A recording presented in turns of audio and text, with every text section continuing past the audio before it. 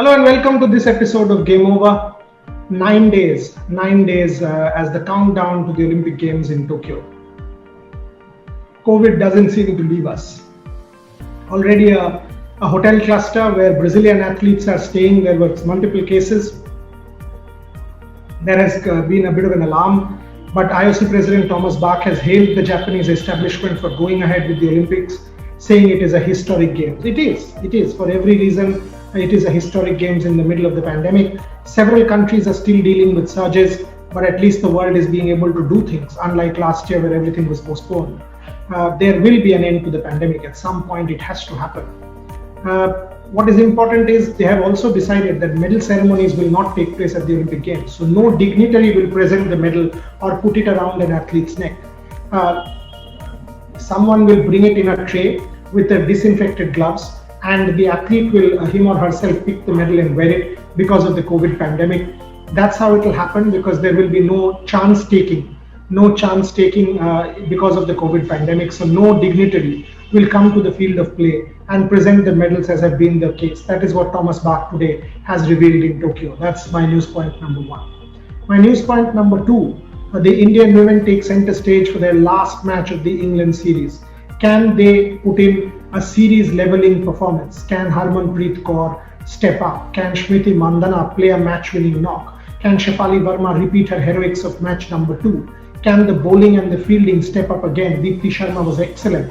So was Sneha Rana. These are important things, because ultimately if India does go on and win this game, it will become an 8-all series, and it will be a moral victory for the Indian girls. Because in the test match they came back from behind. In the ODI series they came back from behind.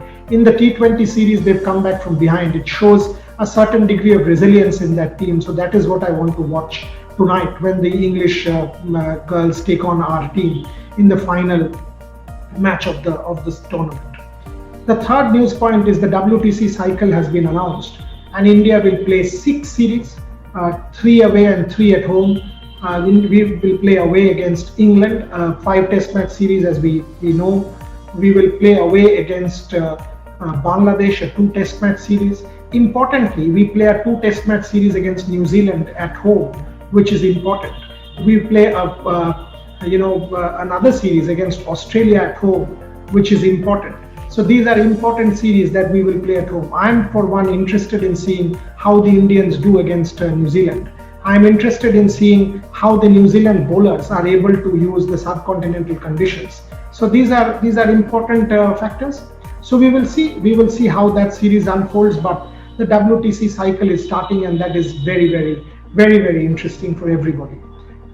The other news point is Roger Federer will be missing from the Tokyo Games, and that's a bummer, because one would have wanted Roger Federer to play, and he is an emotion. To see Roger Federer in the Olympics another time would have been a superb thing. But unfortunately, he picked up an injury during the grass court season, and Roger Federer will not be there in Tokyo representing Switzerland. He put it out on Twitter that he will be supporting the Swiss team. So that's about it that I have for you on Game Over. Plenty of sports news coming your way every day on Game Over. News from around the world, including cricket, football, Olympics. Every day the countdown gets closer and closer. So keep following this space, keep following me for the best of sports news. Thanks for watching.